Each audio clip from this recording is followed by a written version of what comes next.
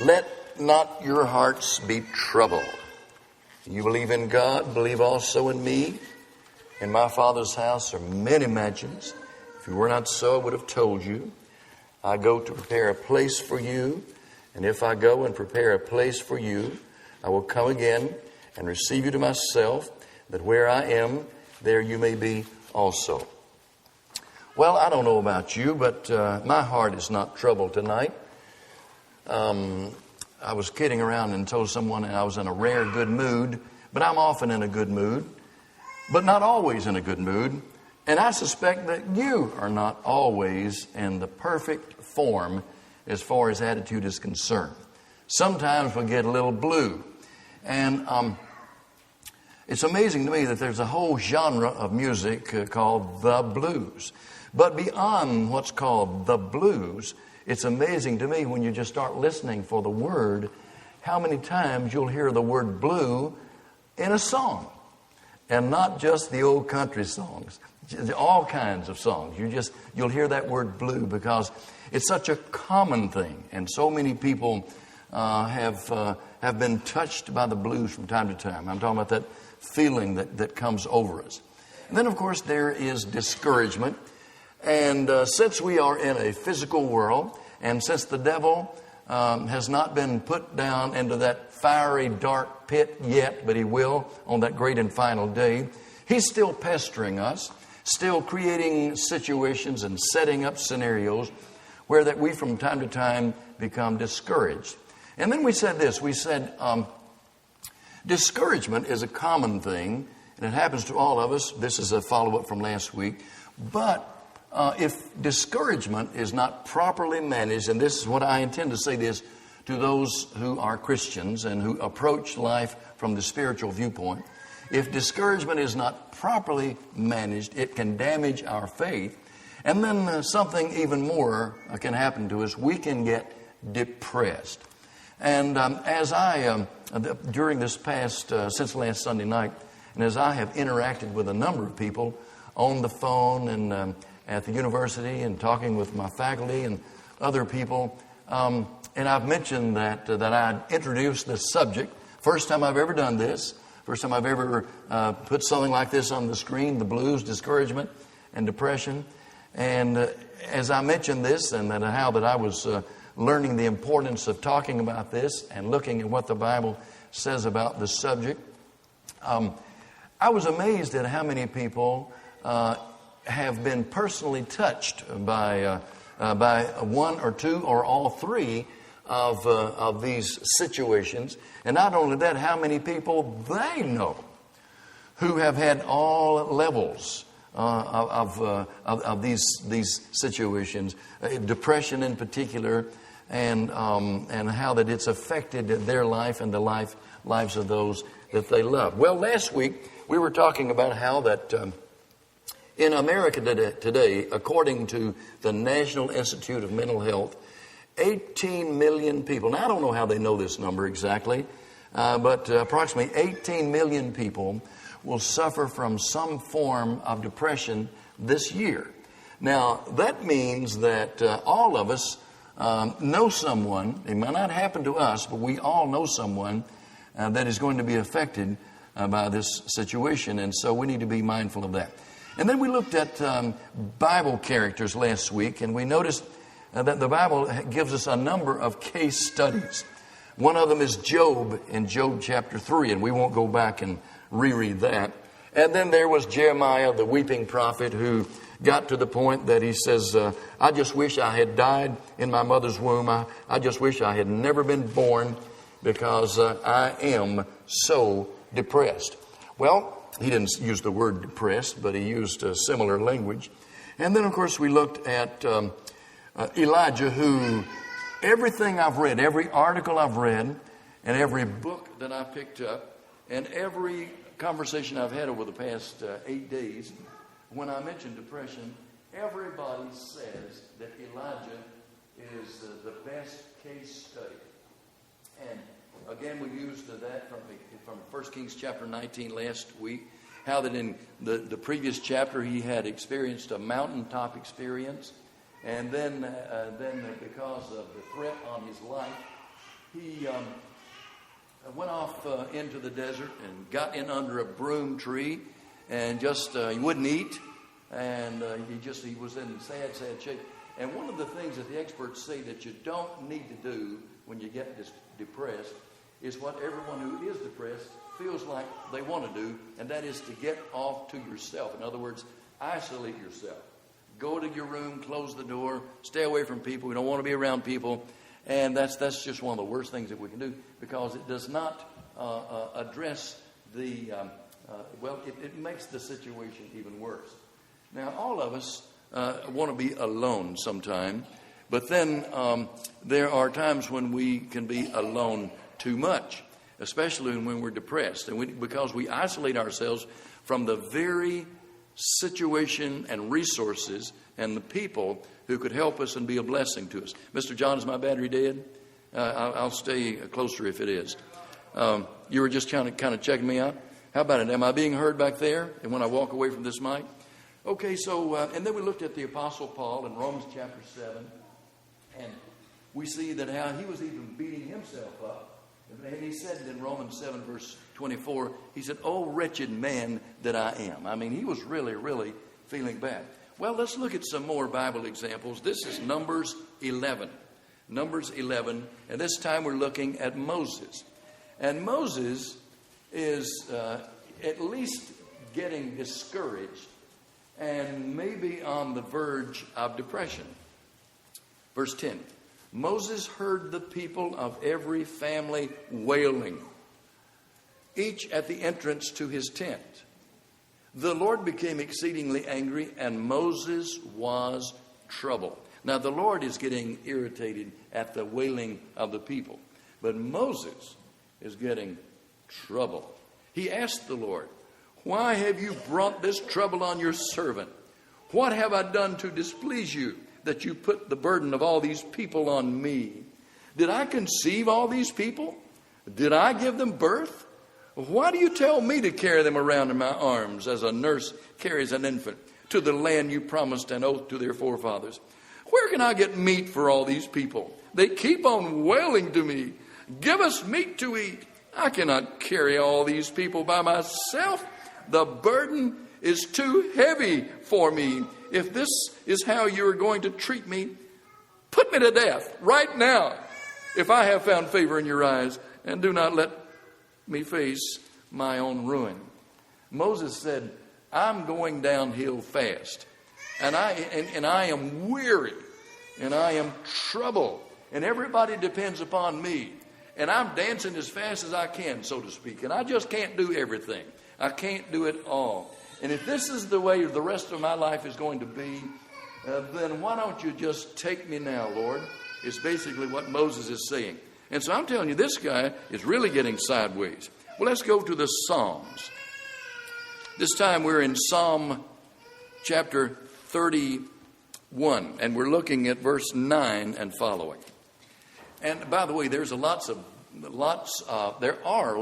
bluesy statements in the Psalms, especially David as he's mourning over his own sin. But this is said to be a psalm of David, and this is what he says in verse 9. He says, "Be merciful to me, O Lord, for I am depressed." Well, actually, that's not what he said. He said, "I am in distress." That's very close to saying, "Lord, I'm depressed." He says, "My eyes grow weak with sorrow, my soul and my body with grief. My life is consumed by anguish, and my years by groaning. My strength fails me because of my affliction, and my bones grow weak." One thing about depressed folks is they feel tired all the time. And they either can't get enough sleep or they want to sleep too much. Either way, some people sleep too much and they just can't get out of bed. And some people they can go to sleep, but they can't stay asleep. And then they spend many long hours awake, tossing and turning, usually thinking about their troubles and feeling sorry for themselves. He says in verse 11, "All my enemies, I'm the utter contempt of my neighbors. I am a dread to my friends. Those who see me on the street flee from me. I am forgotten by them as though I were dead. I have become like broken pottery. For I hear the slander of many. There is terror on every side. They conspire against me, and they plot to take my life. Here's a man who thinks that everything has gone haywire in his life. Everything is going wrong. And when my friends see me coming, they turn, cut across, go across the other side of the street, cut down an alley, and walk faster and faster, and just get away from him because they don't want to talk to him. Well, it is true that if we are very, very sad, depressed people, it's hard work for other people to try to deal with us. But at the same time, when we have a loved one who's depressed, then, of course, even though it's hard work, we want to reach out to them and we want to try to help in some way if we possibly can. Well, there are other passages. Go to the New Testament, and here's one that I really don't know exactly what to say about this, and so I'm not going to say much. This is Mark chapter 14, and I'm looking at verse 32 and follow. They went to a place called Gethsemane, and Jesus said to his disciples, "Sit here while I pray." He took Peter, James, and John along with him, and he began to be, listen to this, he began to be deeply distressed and troubled. "My soul is overwhelmed with sorrow to the point of death," he said to them. "Stay here and keep watch." Going a little farther, he fell down to the ground and prayed that if possible, the hour might pass from him. "Abba, Father," he said, "everything is possible for you. Take this cup from me, yet not what I will, but what you will." Then he returned to his disciples and found them sleeping. He asked them to stay awake and watch. Even they're letting him down.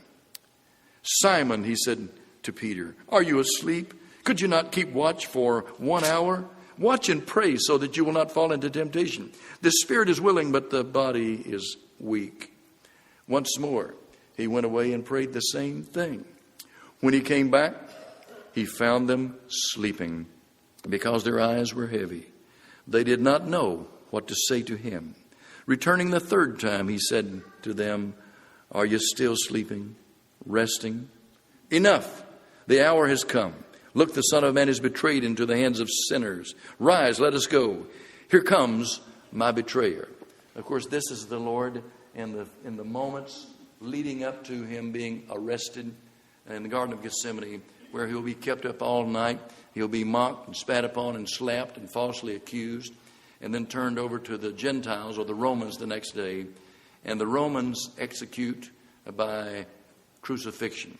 And so the Lord says, "I am deeply distressed, and my heart is overwhelmed, and I am troubled." Was the Lord depressed? I don't know, and I'm afraid to even think that, because I don't understand. I know the Lord experienced all the emotions, such as anger and sadness and things like this from time to time, and frustration, as he could get frustrated with Jerusalem, as he expressed in Matthew chapter 23. And he could get really disgusted with the hypocrisy of the Pharisees. So I don't know, but I do know this. I know that the Lord is not in a good frame of mind, because he says himself he's deeply distressed and he is troubled. Well, what is depression? Whoops, that doesn't look too good, does it? There are even no words up there. What is depression? Well, depression, according to Wayne Jackson, is this: an ongoing, protracted period of despondency that severely harms one's ability to function as a healthy, happy, and productive person. The National Institute of Mental Health says this. Well, first of all, the American Heritage Dictionary. It's a psychotic or neurotic condition characterized by an inability to concentrate, insomnia, and feelings of extreme sadness, dejection, and hopelessness. and then the National Institute of Mental Health. Depression is a whole body illness involving your body, mood, and thoughts. It affects the way you eat, sleep, the way you feel about yourself, and the way you think about things. It is not the same as a passing blue mood, nor a sign of personal weakness. It is not a condition that can be willed or wished away. Without treatment, symptoms can last for weeks, months, and years.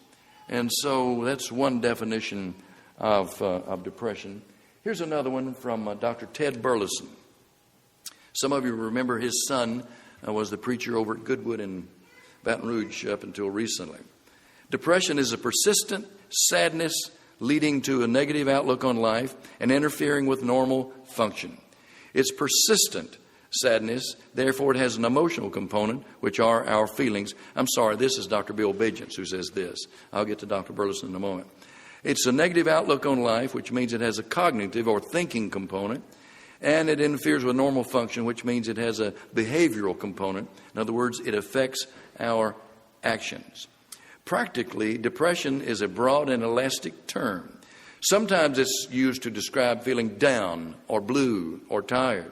Clinical depression is a diagnosable mood disorder which interferes with daily function, including work, sleep, eating, and relationships. Symptoms can include, well, I'll talk about symptoms more in just a moment. And then this would be from Dr. Burleson. You know what is repetitive, so never mind. I'll just say that. And so, what is depression? It's all these things that makes us feel. As I told you, I have been depressed one time, and it wasn't clinical depression. As a matter of fact, I probably had a mild case of it, but it just makes you feel rotten. You just feel rotten. And I told you that story last week. Now, moving on, types of depression. Okay, I've got some words on the screen this time. Types of depression, and there are types of depression, and basically they are mild and moderate and severe. And some depression is the mild part. That's what we call the blues, and then the moderate. In some circumstances, depression can be treated by getting assistance from someone trained in helping one develop a more stable long-range adjustment. Moderate distress or unhappiness calls for rigorously examining one's life. And then there is severe. And severe depression is sometimes too severe to be treated by non-professionals. Over 20 antidepressant medications are now available with few side effects and are up to 80% effective in short-term usage. I was in a little church last Wednesday night, and while I wasn't talking about this, I mentioned that I'm coming down here and working with Hickory Knoll Church, and after the service was over, this one lady, she keeps waiting around to talk to me. And so finally, when the crowd kind of clears a little bit, she says, I'm clinically depressed. She said, I've been clinically depressed all my adult life. Now, she's a grandmother. And she's raised, 2 or 3 children and now grandchildren. She's gone on mission trips. She's done a lot of things. She stays active. And very faithful in the church, but she says she's been on medication, and that she has to have it in order to function because of depression, and of course it's doctor prescribed. Well, those types of depression can be very. It's a hard, it's a heavy burden to bear. I put it that way. And then when it gets to that severe kind of depression, which we sometimes call clinical depression. There are 2 basic kinds, and that's major and then bipolar. And bipolar, and there are people in this church who have loved ones who are bipolar. And it's no shame to be bipolar, but it is a mental condition, and even Christians have it just like anyone else. And it involves these rather dramatic mood swings. I told you last week that I have a friend who gets so happy sometimes, he's just giddy happy. He laughs, he cuts up, and he jokes, and sometimes he can be irritated. He's so happy. He's just so happy. Feels good, man, laughing. And every time, I've noticed this because I've known him, I've known him a long time, and I've noticed that every time he gets so happy, it won't be but a matter of a few days until he will be in a sad mood that's just as bad on the other side as the good was good when he was feeling well. And so he's bipolar. He has these mood swings like that. Well, that's something that is often accompanying depression. Now, there are symptoms to depression. One of the most, this is Dr. Burleson, one of the most universally experienced symptom of depression is a general feeling of worthlessness and a failure of self-esteem. It involves a feeling of dejection and gloom and self-depreciation. It affects bodily functions and constant fatigue. And it's like feeling like you're a walking casualty of war. Some people sleep too much. Other people experience sleeplessness. One person said this, says, "My few hours of sleep were usually terminated at 3 or 4 in the morning when I stared into the yawning darkness, wondering and writhing at the devastation taking place in my mind and awaiting the dawn, which usually permitted me a feverish, dreamless nap." Another person said, "It's that dreadful stare at the digital clock that illuminates the darkness of the room and the lonely shadows of my confused mind, waiting on daylight to finally arrive." And it goes on. These are some of the symptoms that we often witness as a result of a person suffering from depression, a Christian person suffering from depression. This is from the National Institute of Mental Health. It's a persistent, sad, anxious, or empty mood. Feelings of hopelessness, pessimism, guilt, worthlessness, and helplessness.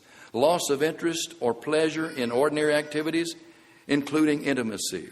Insomnia, early morning awakening, or oversleeping. Appetite loss or weight loss, or overeating and weight gain. Decreased energy, fatigue, feeling slowed down. Thoughts of death or suicide. Suicide attempts in some cases. Restlessness, irritability, difficulty concentrating, remembering and making decisions. Difficulty in making decisions. Recurring aches and pains that don't respond to treatment. Well, if you listen to that long list, it sounds like all of us are depressed all the time, because all of us can identify with each and every one of those. But again, depression is one in where the symptoms are much more severe than those that we mentioned just then. Things like, I don't feel like doing anything. I want to be alone. To remove oneself from conditions that will help. Feeling that there's just no use, that there is no hope. And feelings like that cause us to get really down. Well, what are the causes of depression? And I've got so many notes. Give me a moment to see causes of depression. Sometimes it's life events, things that happen to us, and sometimes we don't know, and no one knows exactly what causes a person to get depressed. Sometimes it can be other illnesses or the illness of a loved one, and this can bring on depression. I know a man right now who is one of the great preachers and writers and lecturers and all around effective ministers in our lifetime, in modern time. He's still living, but he's depressed. And the reason he's depressed is that he's always, I think, is because he's always been very, very active. And then back a few years ago, he had a very, very life-threatening problem with his heart. And as a result of that, an artificial valve was put into his heart. Well, when this artificial valve was put into his heart, this meant that he could no longer take certain kinds of medications because it would affect the functioning of the valve. Well, then he started being debilitated with severe arthritis and just acute pain. But the doctors wouldn't allow him to have any medication for the acute pain. Well, this took him out of the ministry. This caused him to get to where he couldn't preach, and he couldn't speak, and he couldn't teach, and he couldn't do the things. He'd always been a warrior and a war horse and a great leading man in the church. And now he's so debilitated with the arthritis, and he can't take medication for it because of the heart valve, guess what happened to him? Depression. Depression set in on him like a dark, dark cloud settled upon him. And it's just stayed right there. And now he just suffers. He suffers not only from arthritis, but he suffers from severe depression. And I love him, and I just ache for him, but of course there's not much to be done. Now, some medications cause depression, and other kinds of illnesses and side effects from medications. Sometimes it's our family history and even genetics. Depression runs in some families, and some people probably have a biological makeup that makes them particularly vulnerable. And then there's certain personality styles. People with low self-esteem or those who are very dependent on others seem to be vulnerable to depression. And then life events such as the death of a loved one, divorce, moving to a new place, money problems, or any sort of loss can be linked to depression. People without relatives or friends to help have even more. People without relatives or friends to help have even more difficulty coping with their losses. And so, causes of depression. Well, we could go on and on and on talking about some of these things. But what I want us to do right now is to, once I find my remote, is to remind ourselves that guys like me really don't know much about what we're talking about. And I think it's very important for me to point this out. I can read you what learned people are saying. And, I've had 2 college courses in counseling, which I was exposed to a lot of the situations and mental situations that people find themselves in, all of us. And I found that a lot of professional counselors become counselors, present company excluded, because they want to try to figure out why they're like they are. They want it's a self-examination, really. But one of the things I was taught from the beginning of counseling classes in university was that unless you become a professional, don't act and talk as if you are a professional and you know how to fix people's problems. I'm talking about the severe kinds of problems that people have. And so as a result of that, I asked my experts on staff to give me some books that they would recommend.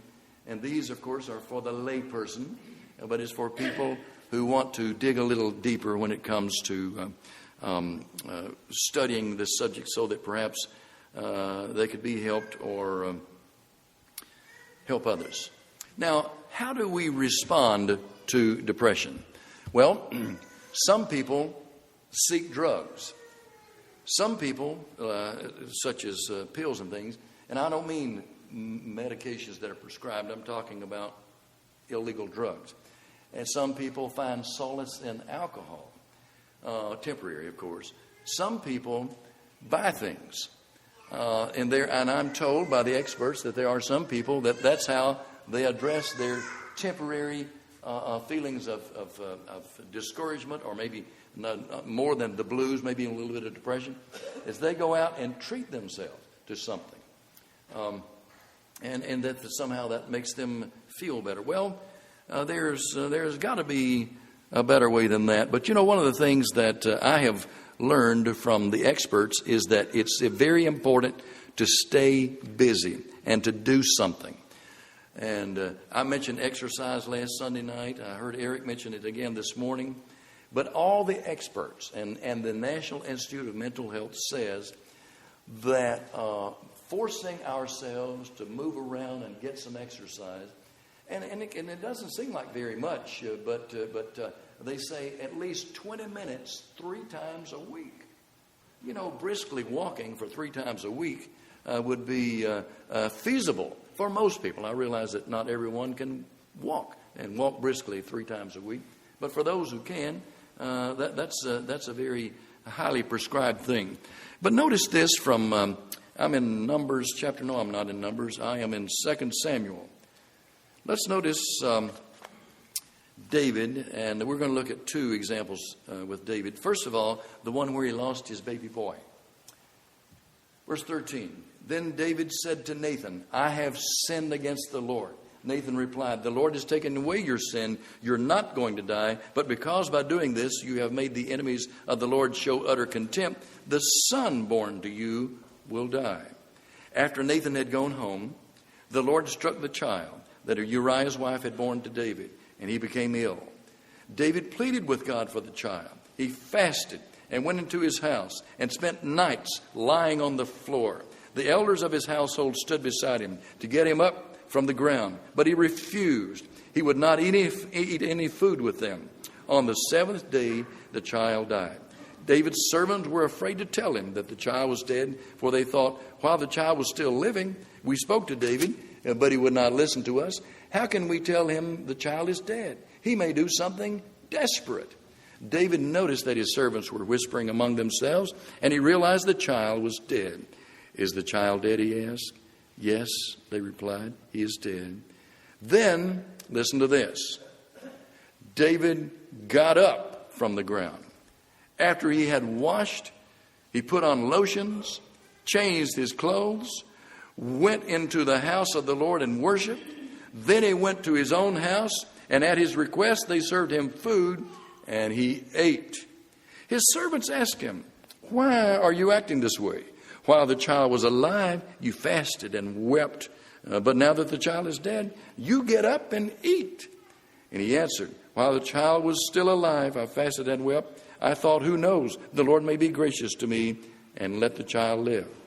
But now that he is dead, why should I fast? Can I bring him back again? I will go to him, but he will not return to me."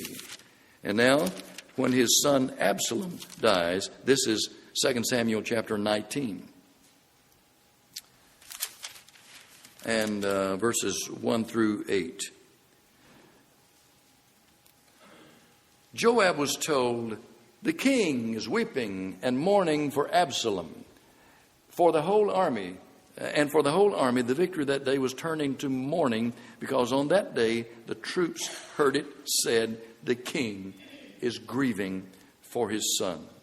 The men stole into the city that day, as men steal in who are ashamed when they flee from battle.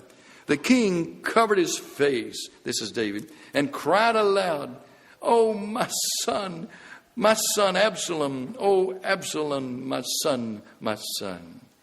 Then Joab went into the house to the king and said, "Today you have humiliated all your men who have just saved your life and the lives of your sons and daughters and the lives of your wives and concubines. You love those who hate you and hate those who love you. You have made it clear today that the commanders and their men mean nothing to you. I see that you would be pleased if Absalom were alive today and all of us were dead. Now go out and encourage your men. I swear by the Lord that if you don't go out, not a man will be left with you by nightfall. This will be worse for you than all the calamities that have come upon you from your youth till now." So, listen to this. The king got up and took his seat in the gateway. And when the men were told, "The king is sitting in the gateway," they all came before him. Meanwhile, and so he starts encouraging his men. It's what he was doing. He was doing something for others instead of just thinking about himself. And so I think from what I've learned about depression is that one of the best remedies, exercise, yes, but one of the best remedies for depression is to seek to do something for someone else. And if we get our minds off ourselves and on to someone else, then it's one of the quickest or shortest paths back to good, sound mental health. Well, the clock is chasing me away, and so that's enough for tonight. We're singing the song of encouragement, and if you've been blue, if you've been discouraged, if you've been depressed, I want you to know that the Scripture says in Psalm 34, verses 17 through 22, this is what we read last week, that the Lord is very near those who are crushed in spirit. And so if you've walked away from the Lord, and if you've turned your back on Him because you feel bad, it's time to turn around and embrace the Lord, take hold of His hand, and let Him love you, bless you, comfort you, and take care of you. So if you need the prayers of the church tonight, now would be the perfect time. If you're not yet a Christian, but you are a believer willing to repent of sin, confess faith in Jesus, and receive baptism for forgiveness of sin, tonight's the night. If you need to come to the Lord, come now while together we stand and sing.